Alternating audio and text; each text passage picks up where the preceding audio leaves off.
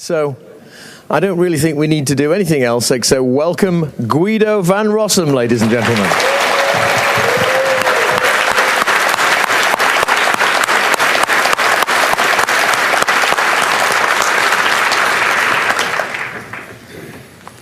Hello, can you hear me? Yes. Wow, this is amazing. Okay, I'm going to try to be very technical. So if you're not feeling very technical this morning, still a little tired from last night's party, it's okay if you leave. So not too long ago, actually, about half a year ago on Python Ideas, someone innocently asked or started proposing making some changes to async core under the wonderful title, Async Core Included Batteries Don't Fit. I think I have the first page of the message here. This was very quickly evolved into a Senti thread. I was piqued by the topic. I knew that async stuff was sort of controversial. There were lots of ways of doing it. And I decided to dive in and sort of, what prompted me to dive in? Well, I had just done a whole bunch of asynchronous stuff, including novel async API design for Google App Engine. And so I felt that unlike previous times when asynchronous stuff came up, I actually had some understanding of why people cared about async APIs and why it was so controversial. So let's take a deep breath. What is asynchronous I/O? Well, deep down at the bottom, it's whenever you're waiting for I/O and you're also doing something else, which is as opposed to the normal sort of default operation of Python and most other programming languages where you say input, and then your program is not capable of doing anything until the user actually typed a line of text. Asynchronous I/O is actually as old as computers because back in 1945, the input devices that they had were also much slower than the central processing unit. So there are lots of approaches, interrupts, threads, callbacks, events, and we'll get back to more about what sort of different ways of dealing with this. Let's first look a little bit at why do you want asynchronous I/O? Why do people say we need asynchronous I/O in the standard library? Where does it come from? Well, as I said, I/O is slow, and since the CPU is mostly not needed for handling any of that, if you have a bunch of different things that you all need to be done, it would be great if you could keep doing some of the things that do use the CPU while you're also waiting for your I/O. And then at some point when the I/O is actually done, you can start doing more I/O or get the result. And your thread is just blocking for some input to happen, for the user to enter a line or for a server to give you a packet or something. But your other threads will still run. My voice is doing funny things. I'm going to lubricate a little bit. Maybe that helps. So, unfortunately, threads have their limits. Operating system threads, as they currently exist in modern operating systems, are wonderful things, but they are kind of costly. If you have 10 threads, great. If you have 100 threads, well, depending on how powerful your machine is, you might get a little worried. If you have 1,000 threads, you're probably already using your asynchronous I/O system for handling lots of socket connections. For example, when you're in a server that just deals with lots of clients, and maybe the clients are very slow, or maybe you're intentionally sort of HTTP long polling them. The number of sockets, operating system kernels impose limits on how much of everything you can have. You can only have so many file descriptors, there are only so many bytes of memory available, you can only have so many processors. So you can also have only a certain number of sockets open at the time. The kernel will just run out of space for them, and the maximum number of threads, like 1 or 2 orders of magnitude. So if you want to get the most out of your server machine and be able to handle as many connections as you can. You can't have a thread per connection because you'll run out of threads way before you run out of sockets. Finally, of course, a big problem with operating system threads the way they work is that they have preemptive thread scheduling, which means that at any time when your thread is running, even if it's not blocking for I/O, the scheduler can decide that you've run long enough and some other thread will run. And so now this means that if you have two statements running in one thread and two statements running in another thread, and they're somehow reading or writing the same global variable or shared variable in general, there are, I don't know, 4 or 6 different ways that those statements can be interleaved. And you probably don't hit every single combination when you're writing your tests. So you end up with race conditions where the scheduler hits you at just the wrong moment when you have 2 global variables that need to be in lockstep, and one of them has been updated, the other one hasn't yet. Something like that. Of course, now we add locks to our program, and if we're really good at sort of using locks, wow, now suddenly the program doesn't run very fast because everything's constantly waiting for that lock. So there are other ways, even though there are also, some people have proven that you can actually get quite far with threads in sort of the most modern operating systems. It's not a completely decided answer that threads are always worse than asynchronous I/O, but they each have their pluses and minuses. So how do you do asynchronous I/O with threads? Sorry, without threads. There are system calls like select and poll and a few others that only exist on certain platforms like epoll and KQ.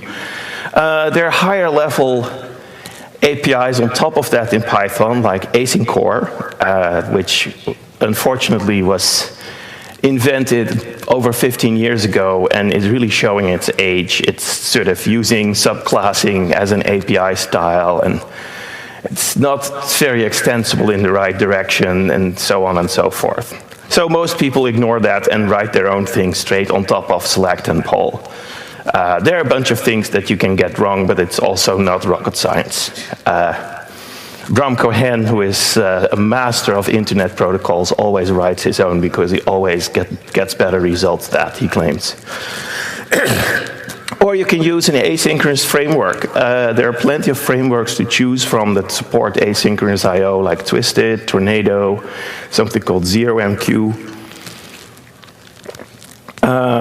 Or you can wrap existing C libraries. There are a number of competing C libraries that solve this problem for C programmers, and they've all gotten at least one Python wrapper as well. So there's libevent, which I think is the original, and has since evolved into libevent 2. But there's also libev, which was sort of a better libevent. And then there was libuv, which is an even better libev, and I think libuv is popular and powerful because it's used by Node.js. But when you wrap those, you end up with a rather C-like API style. There are also completely different approaches.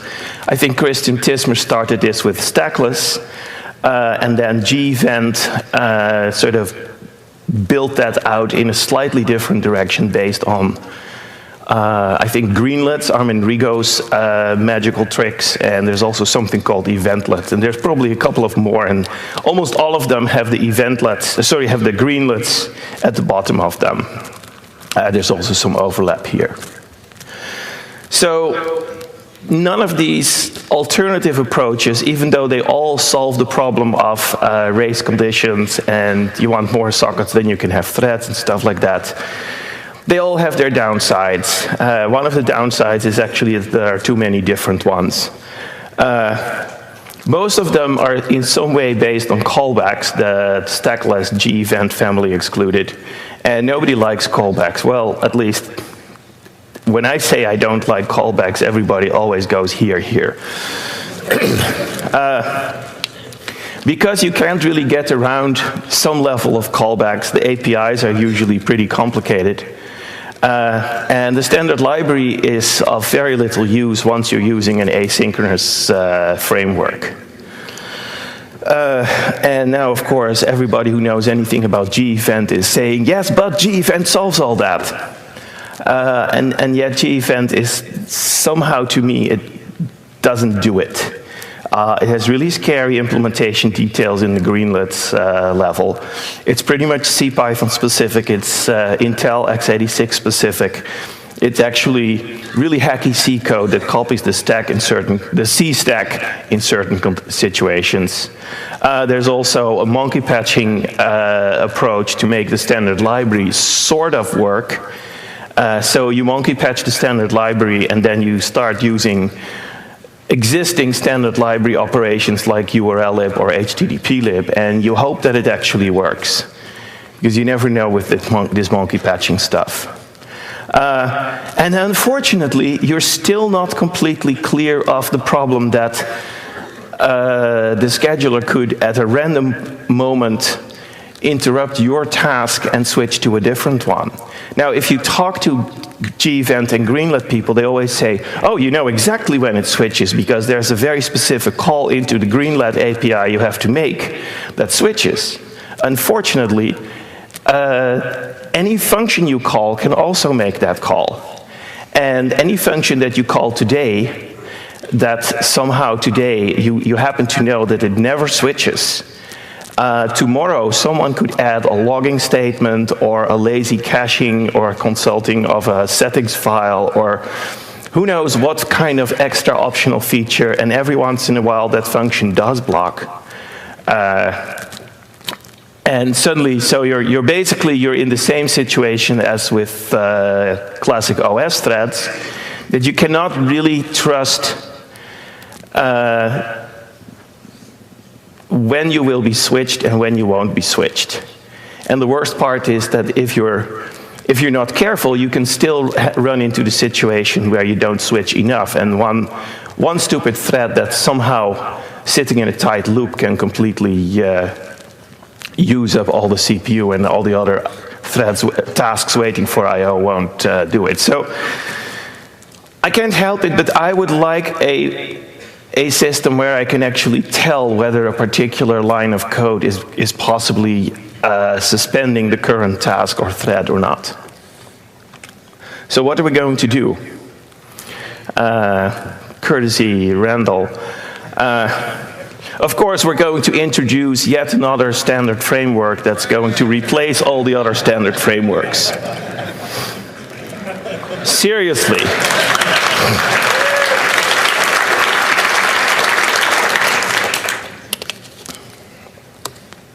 Let's finally standardize that event loop. Because at the bottom of all of these, including G-Event, there is an event loop. And sort of there aren't too many choices in how you implement an event loop. And event loops, there's a certain amount of functionality that they have to have. They have to manage your callbacks, they have to manage your file descriptors. You have to tell it which file descriptors you care about. And one way or another, they're all sort of doing more or less the same things, but sort of how you write what you want the event loop to do is vastly different for each of these systems. So why is the event loop so special? Because on the one hand, the event loop is the thing that serializes things. The event loop is the thing that guarantees that while your code is running, no other code will also be running. And given that Python has a global interpreter lock, there's not actually all that much advantage in having other code running while your code is running, because you're not making more progress together.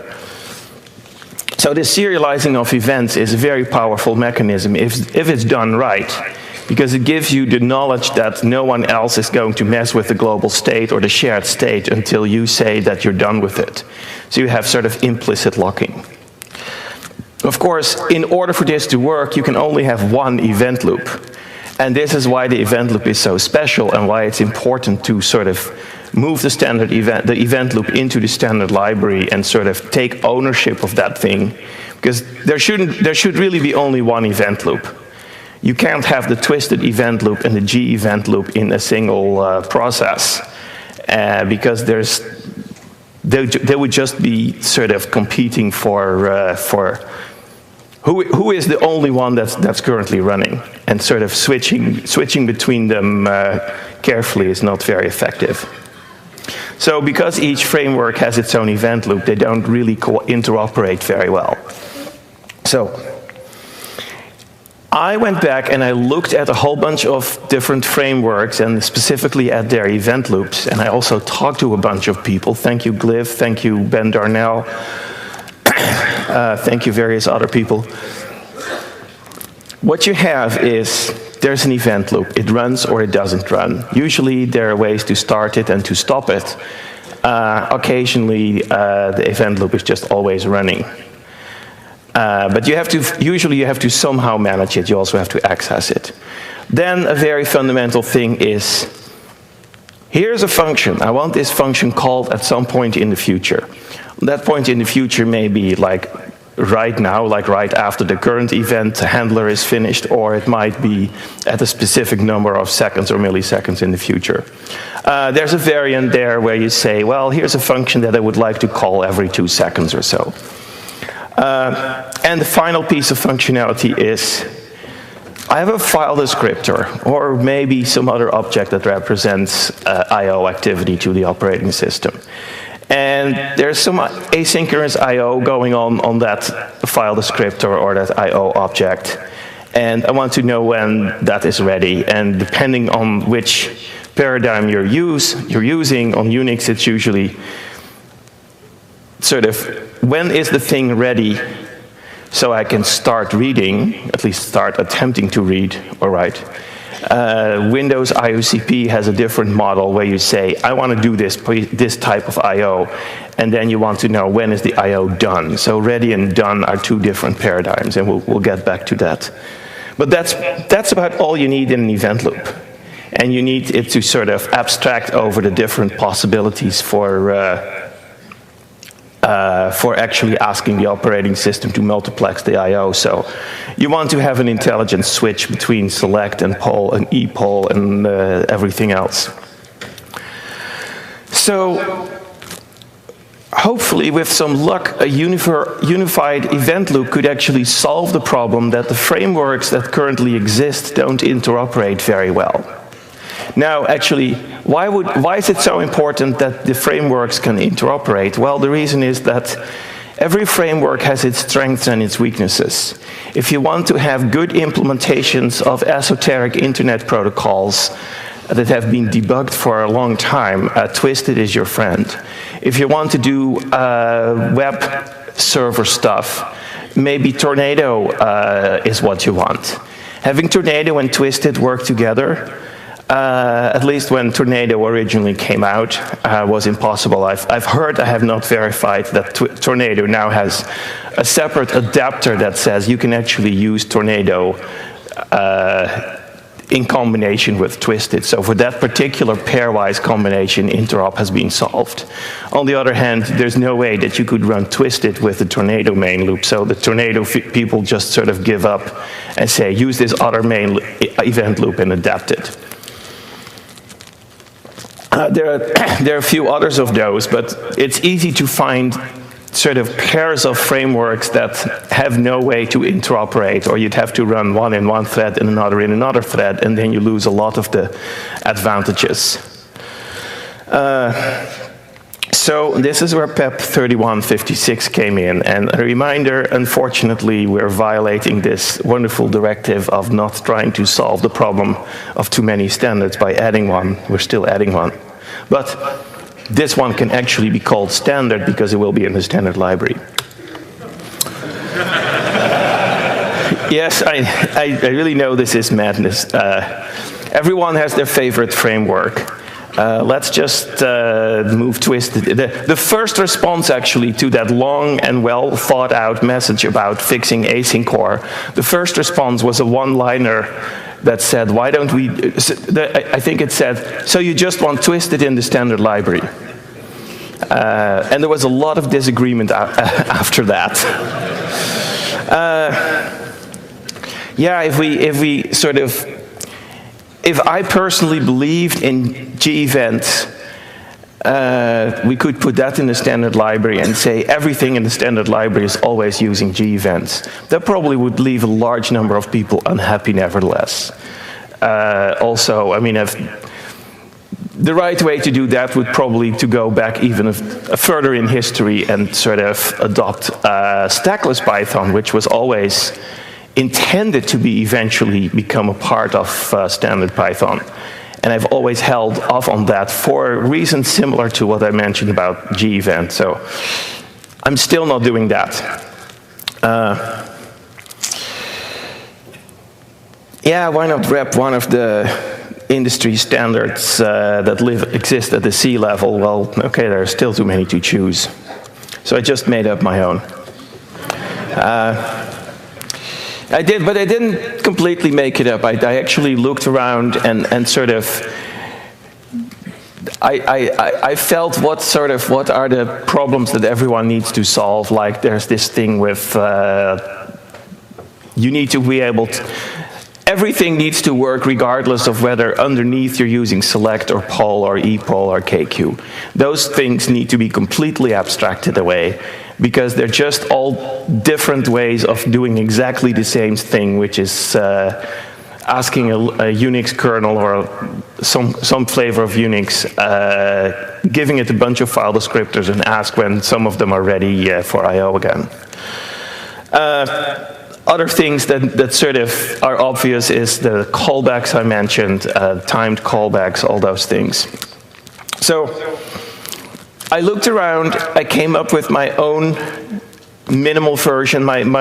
Originally my minimal version was truly minimal. Everything was in one file. It only worked on Unix. Then I started comparing notes with other frameworks. I looked at the Tornado event loop, and it looked pretty similar. So I thought, okay, well, I guess even if I start in a vacuum, I can come up with something that's pretty close to what other people have come up with too. But there were some differences, and there were some tricks that I had missed, and there were also some dubious design choices that I decided not to copy. And then I looked to Twisted, and I couldn't actually find where the code was, so I called Glyph, and we had a bunch of very productive meetings where he completely brainwashed me, and now I'm a Twisted fan, but not really. But there's something inside Twisted that I really like, and that's abstractions that are slightly higher level than select-based. Because on Windows there's this thing called IOCP that works very differently. I've been mentioning that a few times. And so the importance of that was really rubbed in by the meetings with Glyph. And also the importance of having abstractions corresponding roughly to what Twisted calls transports and protocols. And I figured those were great names, so why not call them transports and protocols, although they don't have exactly the same API as Twisted. Lawrence van Houtven had also, a few years ago, written something called the async PEP. It's PEP 3153. Actually, this PEP is 3156 because I wanted to sort of honor Lawrence's PEP by having a nearby number. Otherwise, it could have been PEP 400 or so. So I started iterating, and then people started contributing and reviewing, and I wrote a PEP. And now it's perhaps a little confusing. What is PEP? What is PEP 3156 and what is Tulip? Because I use the code name Tulip for the code that I'm writing, but I'm using PEP 3156 for the interface.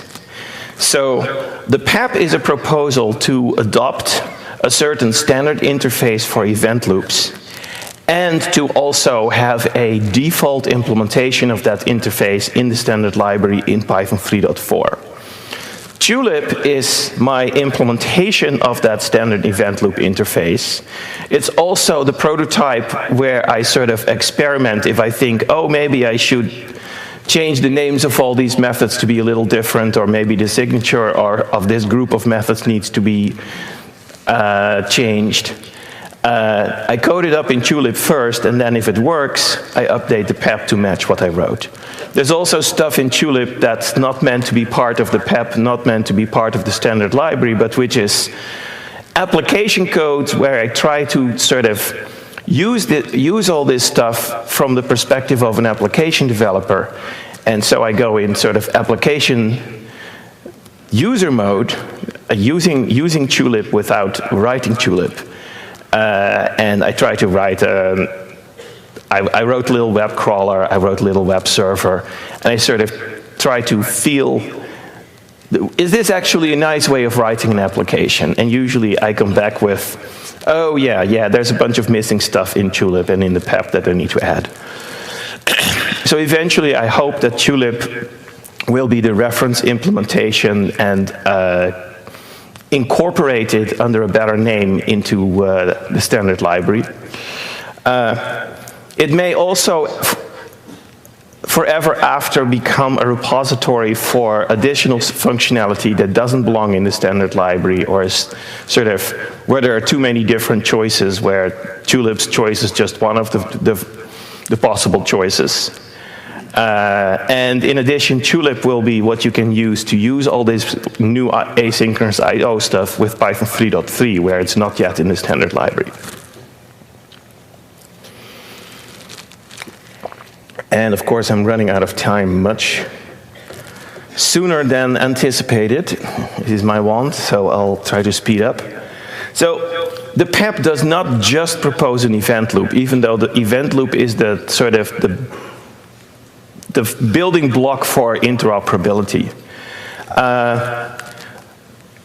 In order to sort of encourage interoperability, the PEP also has a small API to change the event loop. There's a way where you can say, set the event loop to this particular object that implements the standard API.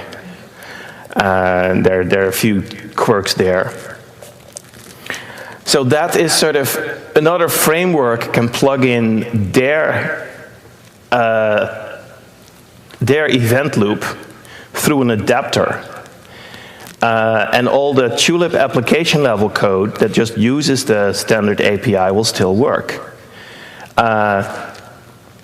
So now you can have Tulip code or random user code written against the new standard, and G-event code that uses the G-event paradigm in the same application. And you could do the same thing with Tulip and Twisted or Tulip and Tornado. And hopefully even with multiple of these, because eventually I hope that the various frameworks will also make an effort to adapt the standard event loop API to their paradigm, so that it would be great if even 80% of the Twisted protocol implementations actually worked with the standard Tulip event loop rather than with the Twisted event loop adapted to the standard protocol. But there's more to the PEP, and people have suggested that I should split it in two PEPs, which is still an option. On the other hand, the two things are quite related. So let's get back. No, let's not get back yet to the new paradigm for writing asynchronous code. Let's first say a bit more about the event loop. I think I already mentioned a bunch of this. So I have had some of the people who are stakeholders in this world review it. I'm going to sprint on it Monday and Tuesday. And that could include ripping out parts of the PEP and rewriting them and all that nice stuff. The event loop has sort of a bunch of different groups of methods, and maybe I'll just race through this because this is getting pretty detailed. So there's ways to manage the loop, basic callbacks related to I/O. There's some stuff necessary to interact with threads. There's even stuff necessary to interact with Unix signals, although clearly when signals don't work on your OS, then they don't work. Then there are some sockets. There's some socket stuff that's mostly used for transports, and a bunch of higher level socket operations that I hope will be popular among application programmers. So to start the loop, there are way too many run functions, and to stop it, there's a stop function. We'll probably refactor this API. Basic callbacks, call soon, call later, which is takes a delay, call repeatedly, which sets up a timer. Call soon thread save is when you're in a different thread and you want to add a callback to an event loop running in another thread. That's kind of esoteric. All these return an object which I call a handler, which may not be the best name, but it's also not the worst name. For a while it was called callback, but that was too confusing. There were too many things named callback already. That handler, the main purpose of returning a handler is so that we don't have to have explicit methods that revoke all these callbacks. You just say cancel, call cancel on the handler, and then your callback is no longer going to run. And so if you call cancel after it already ran, well, that's too late, unless it was a timer. On the other hand, if you call cancel before it actually has gotten a chance to run, then it will never run. So there's callbacks for I/O, and these wrap the abstractions that take care of using select or poll and so on, add a reader callback, add a writer callback, or remove them. Exactly what is a file descriptor here? There's some fuzziness, then that's intentional. For example, on Windows, if you're using select, it can only be a socket. Because even though both sockets and disk files have things called file descriptors in the sort of the simulated Unix environment that we use on Windows, they're actually completely incompatible objects, and the select call only works with sockets, so that's a Windows restriction. On the other hand, on Unix, you could use a pipe or a sudo TTY or a few other things. I wouldn't recommend using a disk file because the typical Unix kernel says that a disk file is always ready. But sort of that's more about the semantics of select than anything else. It could also be an object that has a file no method because all the poll and select functions support that. So there's a way to deal with signals. Not recommended. There's a way to say, well, I have a function that unfortunately is going to make blocking I/O calls, and I have no way to re-implement that. A good example is getAtterInfo in the socket module, which is the fundamental way of making doing a DNS lookup. That's called synchronous. That function is synchronous, and it can certainly block for I/O because it itself wraps other abstractions in the C library that might do I/O. So there's no way to avoid that. So you basically, either you can't use it or you have to run it in a different thread. So we chose to actually accept that this is a useful function that cannot live completely in the nice asynchronous I/O paradigm. And so we run it in something called an executor, which is essentially a thread pool. And it returns a future that you can wait for the result. Then there's a bunch of low-level socket I/O operations that only transport should use. Then there are high-level network operations, like calling getAtterInfo is actually a method on the event loop, because the event loop sort of acknowledges that most likely you're going to do lots of socket I/O with it. So looking up hosts and ports without actually attempting to connect is sometimes a useful thing. You could also do the reverse lookup. And so then there's create connection, which sets up a TCP connection to a remote server. And there is start serving, which does the opposite. It sets you up as a server accepting incoming connections. I'll get back to that a little later. So these are the things that you would use in sort of application code or in code that is implementing new internet protocols like HTTP or SMTP. So you notice that I mentioned futures a few times. A future is that actually it's a pretty generic concept. It represents a value that Hasn't been computed yet, but if you wait for it, you will get the value. In Python 3.2, we introduced a standard future class and a standard API for futures in the standard library, PEP 3148. This is a summary of the API. I'm not going to read it. But we can't really use exactly that future class, because that future class is designed to work with threads. So when you call result, it just suspends the current thread until the value is ready, and that's exactly the opposite of what you want. And wait a second. Yeah, so I adapted futures to work with something called coroutines. And I'll get back to coroutines in a minute. But first, okay, what is a future? Okay, I'm sorry, this looks like a duplicate slide. I'm not going to say again what a future is. Basically, it has a result which blocks and then gives you the result, or it raises an exception. So an exception is also considered a result. So it's not the same class, but it doesn't even have exactly the same API, but it's clear that they sort of are close cousins. But when PEP 3148 blocks and sort of suspends the current OS thread, we must use, drum roll please,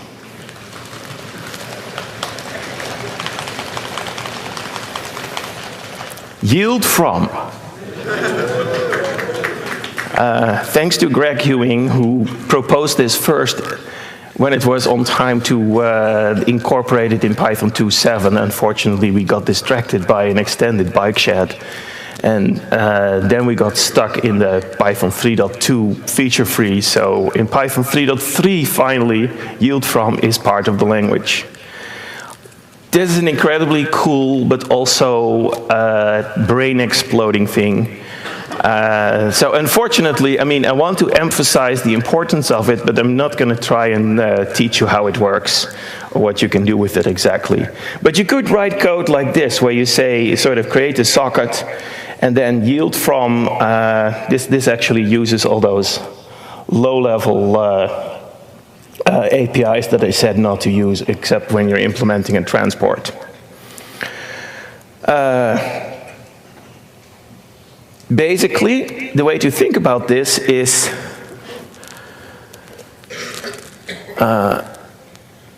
yield from is sort of this magic thing that you put in a coroutine to block without blocking, because your coroutine blocks, your coroutine is suspended, but your thread, your event loop is not blocked. Other tasks that are managed by the same event loop will now run. And your suspended coroutine gets resumed as soon as whatever thing you were waiting for, which is usually either another future or, sorry, either another coroutine or a future gets, is ready. And most of the time, the best way to think about this is actually squinting and pretending that it's not even there. If you're familiar with C#, there is something called async and await in C# 5.0. And as far as I can tell, except that they sort of have the compiler type check it, it is exactly the same concept. So their async is our coroutine, and their await is our yield from. And it would have added an await keyword to the language, except that adding new keywords is such an incredible pain. So, futures, what's the way to think about futures? Try to forget that they're there is usually the best approach. If you see code that says yield from some function and that function returns a future, then sort of the yield from and the fact that it's a future cancel each other out. And the result value that ends up in your assignment on left is just what you'd expect from just calling the equivalent blocking function, which just gave you the data. So if you start with a function, say a read function, read takes an integer count and it returns a byte string of up to that many bytes. And it may block your current thread. So there's an asynchronous read somewhere, and it returns a future. And when you yield from that read call, what comes out of the yield from is exactly the byte string that you would expect if it was a synchronous call. That's the best I can sort of say it without bursting out in tears. The nice thing is that in all the cases where the synchronous function would raise an exception, the yield from will also raise the exact same exception. And the even cooler part, and why I'm so pushing for using yield from rather than yield, which if you write a different scheduler, you could just use yield instead of yield from. But the reason I'm pushing yield from is that with yield from, you chain your coroutines in such a way that when an exception bubbles up through a bunch of coroutine calls, all linked with yield from, you get a completely natural traceback when that exception finally hits the top level. Well, with the yield approach, the stack of calls that sort of defer to each other is all maintained by the scheduler, and it's a major pain for the scheduler to get the tracebacks right. And usually you see sort of spurious frames where you get the traceback appears to come from a completely unexpected place. And so the other thing is that the whole API of a future, the fact that it has a result method and an exception method, and it even has callbacks, you can completely forget that. Because in practice, you just call existing functions that return futures, and you use yield from to wait for the result, and that sort of replaces using result or exception. So as I mentioned, futures can also raise exceptions. And so you can catch that exception with a standard try except. So in the callback world, you sometimes have systems that design APIs where there's like a callback when things go well and an errback when things don't go well, and various ways to sort of channel those callbacks and errbacks together and splice them apart. You can write wonderful convoluted logic with that, and you can solve all the use cases that you run into. But with try except, you can use the existing system, the existing syntax and mechanisms built into the language for sort of controlling which exceptions you handle. And it sort of all uses stuff that you already know, because you already know try except OS error. So coroutines. A coroutine really is just a generator. Yield from translates to a complicated piece of code that involves a yield. So it must be inside a generator. We have this @coroutine decorator, but actually in Tulip currently @coroutine is an empty decorator. It doesn't do anything to the decorated function at all. We're probably going to introduce a debug coroutine decorator that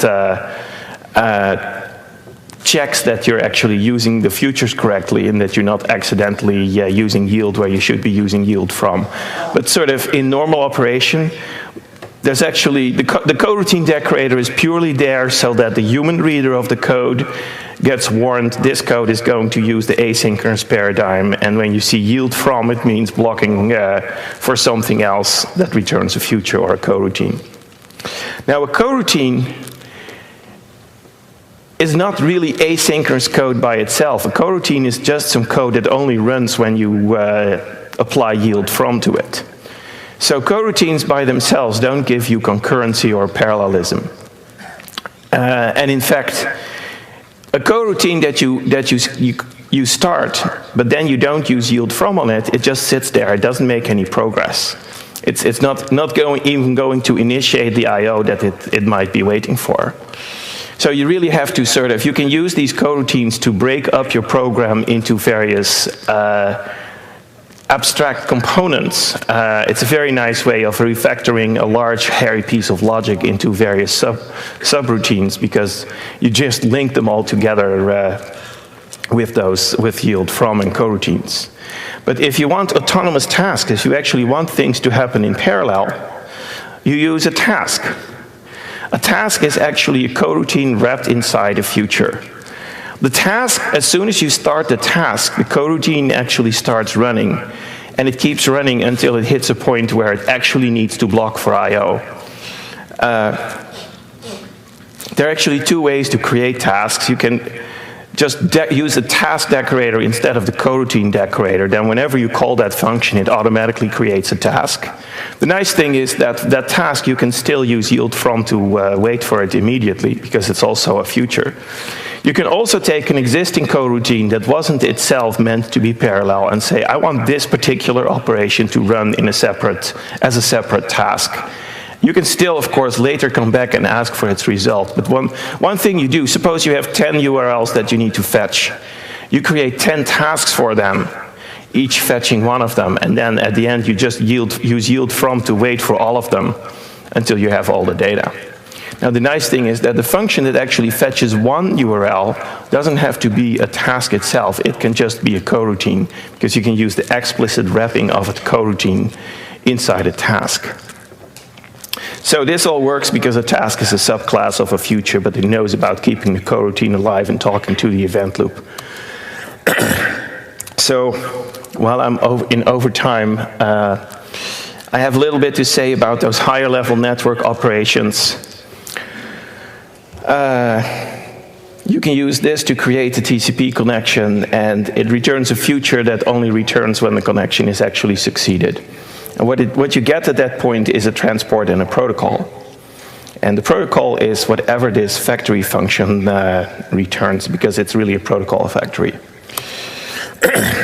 And so this is where this is the last point in the talk where I really have to admit, yes, I have been brainwashed by Glyph. And bless his soul.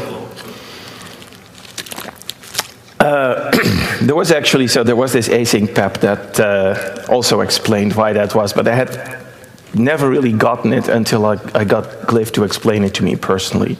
So this might explain why not everybody likes Twisted, because you have to have it explained to you by the master before you really get it. I'm going to skip all this. You can read up on transports and protocols in the PEPs.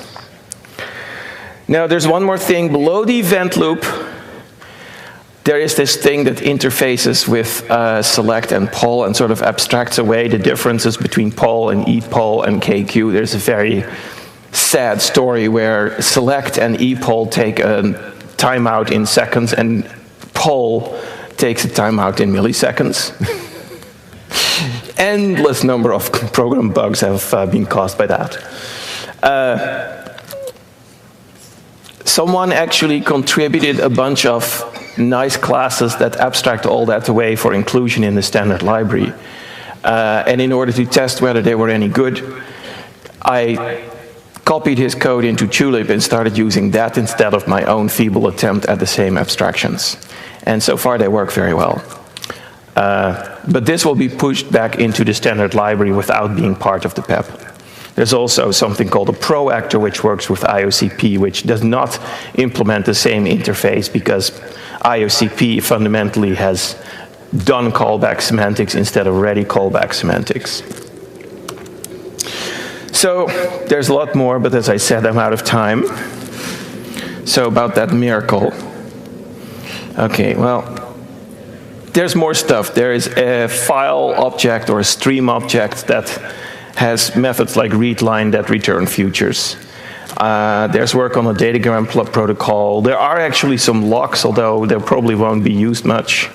There's a guy in Russia who's writing HTTP client and server implementation and has been contributing a lot to Tulip, actually. There's also thought of maybe modeling the whole API after requests, HTTP for humans, I think, as it's called. Oh, man, I'm glad I wedged that into the slide. And we're also working on handling subprocesses. So the interop, because the interop story is really the most important part. I mean, there are lots of cool features that Tulip will have and that PIP 3156 will push into the standard library. But if the interop story fails, I still consider it a failure, because then really it is just an example of that XKCD cartoon. So what I'm hoping is that over time, and this may take a few Python 3 releases, various frameworks will throw away their own event loop and start using the default standard event loop API. And they can do that in stages. They can sort of start by writing an adapter for their own existing event loop and use that inside their own code, but sort of use it to be able to cooperate with Tulip standard code. But eventually, if the standard event loop is similar enough to their own event loop, there's no reason for them to keep maintaining their own event loop. So I expect that only Twisted will end up still having its own reactors, because their reactors are sort of special. They do other stuff sometimes. But most of Twisted, I hope, will actually also work with the standard event loop. So this sort of, I really hope that this will help us move to a world where we can actually all get along, and you can have interoperability between G-Event and Twisted. And sort of, if as an application developer, you find a really cool piece of code that uses Twisted and you want to import that, and you have a really cool piece of G-Event code that you want to import as well, and they solve different problems in your large application, that you can actually do that without having to mess with multiple processes or rewrite it all or just forget it.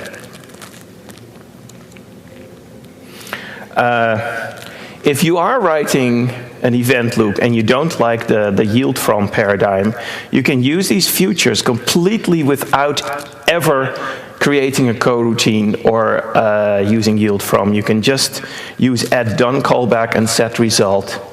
And you will be called back, your callback will be called when the future is ready. And you can use result and exception to find out what the result was. And so this is how I expect that at least Twisted will adapt the event loop. So when can you have it?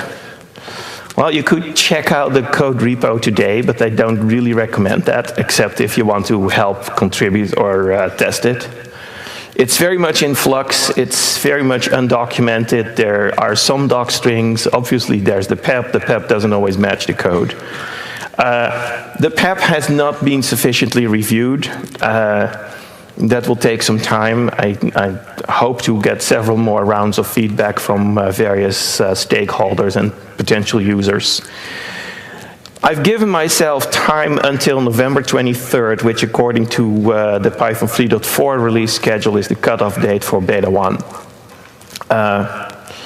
By that time, you should also be able to download Tulip from PyPI as a third-party package that works with vanilla Python 3.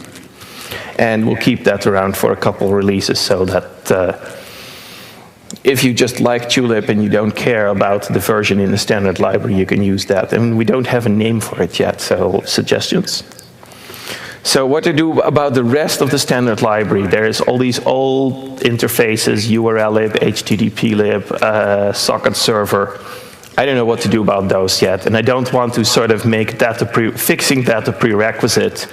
So we're going to think about that after all this stuff is in the standard library. So for a while, there will be the classic legacy synchronous APIs and the new asynchronous APIs, and we'll have some way of merging them together eventually. And that will take years. Embarrassing alarm. So if you want to use an older version, you're pretty much out of luck. You could think about implementing the standard API again and making it available as a third-party module, but I'm not going to sort of dumb down the Tulip implementation to also support older versions of Python, because I really want to write Python 3.3 code, which is so incredibly crisp and clean, and there are so many silly things in older versions of the language that I'm so glad to be rid of. So consider this a carrot to start transitioning to Python 3.3. And lots of acknowledgements. Greg Ewing, of course, but I'll just let you read this. And so I'm sprinting tomorrow and Tuesday. So if anyone wants help, just drop me an email, guido@python.org.